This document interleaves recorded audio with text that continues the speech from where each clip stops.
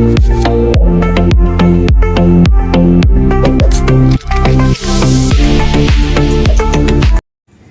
મિત્રો, આજે આપણે ટાટ એસ પરીક્ષા માટે ધોરણ 9 ગુજરાતી વિષયના શબ્દ સમૂહ માટે એક શબ્દની ચર્ચા કરીશું. તો ચાલો શરૂઆત કરીએ. ખભે નાખવાનું વસ્ત્ર, પછેડી. એક જાતનું સુગંધી લાકડું, ચંદન. કાનમાં પહેરવાનું એક ઘરેણું, કુંડળ. અતિશય કલ્યાણ કરનારું, મહાશુભકારી. 1 રૂપિયાના 100મા ભાગનો તાંબાનો એક સિક્કો, ડોકડો. સહી ન શકાય તેવું, અસહ્ય. 8 દિવસનો સમૂહ, અઠવાડિયું. પોતાની જાતની પોતે કરેલી હત્યા, આપઘાત અને આત્મહત્યા. અશક્તિ કે બીમારીના કારણે ખાટલામાંથી ઊભા ન થઈ શકવું, ખાટલાવશ. અમૂલ્ય બોધ, પદાર્થપાઠ. કંઈ ખોટું કર્યાનું મનમાં દુઃખ થયા કરવું, પશ્ચાતાપ. કંઈ ખોટું થઈ ગયા પછી પોતે તેના માટે જ ઉપાય કરે તે, પ્રાયશ્ચિત. ગોરના પત્ની, ગોરાણી. મુશળ એટલે કે સાંભેલાની ધારે વરસતો વરસાદ, મુશળધાર. ચંદ્ર જેવી શીતળ કૃપા દ્રષ્ટિ, સોમદ્રષ્ટિ. જમીન ઉપર કે પર્વતમાં કુદરતી રીતે પાણીથી કોતરાઈને બનેલો ખીણ કે ગુફા જેવો ભાગ, કોતર. દૂર દૂરનું જોવાનું યંત્ર, દૂરબીન. 2 અભિપ્રાયોમાં રહેલો તફાવત, મતભેદ. કશું પણ ભાડું લીધા વગર યાત્રીઓ કે મુસાફરોને રહેવા ઉતરવાનું સ્થાન, ધર્મશાળા. કોલસાણી ખાણ, કોલિયારી.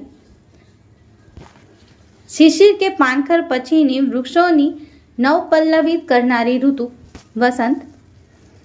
હિન્દુ કન્યાને પરણતી વખતે પહેરવાની લાલ કે કેસરી રંગની કિનારાવાળી સફેદ રેશમી સાડી, પાનેતર.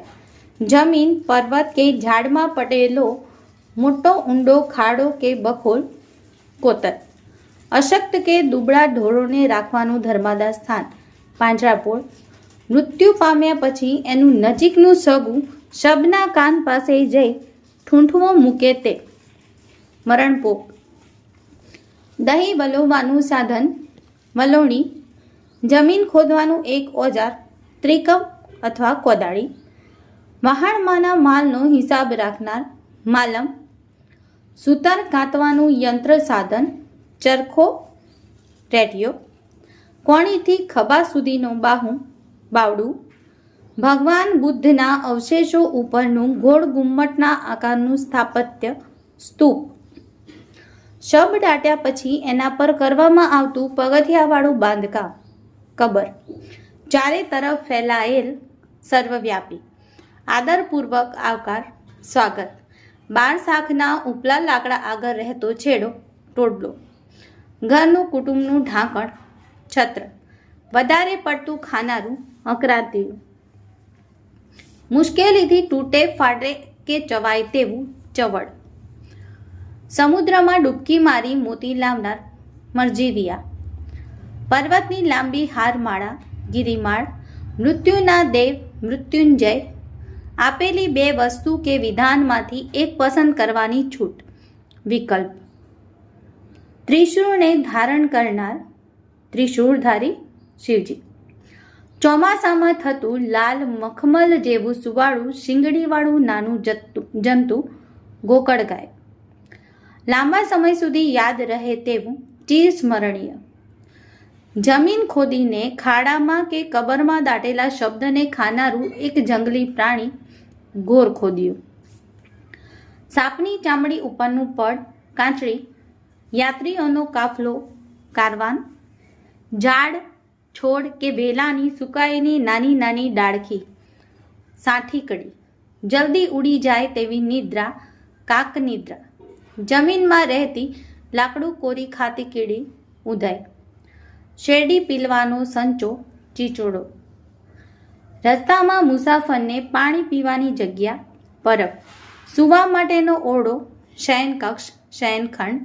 સતત વરસાદનું વરસવું, હેલી. પહેરેલા સાલ્લાનો લટકતો છેડો, પાલવ. મંગળ પ્રસંગે હાથના કાંડા પર બાંધવામાં આવતું 2-3 રંગનું નાડું, નાડાછડી. સવાર, બપોર અને સાંજ એમ 3 વાર કરાતી સંધ્યા ત્રિકાલ સંધ્યા. પ્રાંતનો વડો હાકેમ સૂબો. ઘઉંના ફાડાને પાણીમાં બાફીને બનાવવામાં આવતું એક મિષ્ટાન કંસાર. રસોઈ માટે મૂકેલું ગરમ પાણી આંધણ. મનમાં વિચારોની ગળમથલ મનોમંથન. આંચકો લાગે તેવું આઘાતજનક. રાષ્ટ્રના પોતાના પ્રતીકને સૂચવતો વાવટો રાષ્ટ્રધ્વજ. શરીરના કોઈ એક અંગની ખામી અપંગ. ડગે નહીં તેવું અડગ. પર્વત પર ચડનાર પર્વતારોહક. ટેલિફોન બૂથ પર જઈ ફોન કરવાની વ્યવસ્થા એસટીડી. વિદ્યાર્થીઓને રહેવા માટેની જગ્યા હોસ્ટેલ. 3 પંક્તિઓનો 17 અક્ષરવાળો જાપાનનો કાવ્ય પ્રકાર હાઇકુ. વહાણના સઢનો થાંભલો કુવાસ્તંભ. યાદગીરી માટે બનાવેલું પ્રતીક સ્મારક. મહાજનના આગેવાન શ્રેષ્ઠી. પતિની સાથે રહી જીવનની ફરજો બજાવતી સ્ત્રી સહચારિણી.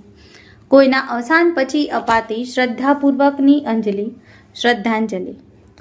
સોપારી ગાંઠનું ગુગરીના ઝુમખાવાળું કાનનું ઘરેણું અકોટું. શરીર પરના છૂંદણા ત્રાજવા. મકાનનું દરવાજાવાળું આંગણું ડેલી. ફેટાના છેડા પર બાંધવામાં આવતું કસબી કપડું મોરીડું મોડિયો. દાઢી અને ગાલ ઉપર થઈ માથા ફરતે વીંટાળેલું કપડું બુકાની. માતાનું પિયર મોસાળ. પુરુષોનું કાંડે પહેરવાનું ઘરેણું બેરખા. જેનું અન્ન ખાધું હોય તેને વફાદાર રહેનાર નમક હલાલ. જેને અન્ન ખાધું હોય તેનો દ્રોહ કરનાર નમકે હરામ. કૂવામાંથી પાણી ખેંચવાનું દોરડું વરતડી વરત. પાણી ભરાઈ રહે તેવી ચામડાની મોટી થેલી પખાલ બોક. ઢોરને ચારો નાખવા બાંધેલી જગ્યા ગમાણ. સ્ત્રીઓ પ્રત્યેનો આદરભાવ સ્ત્રી દાક્ષિણ્ય. Thank you.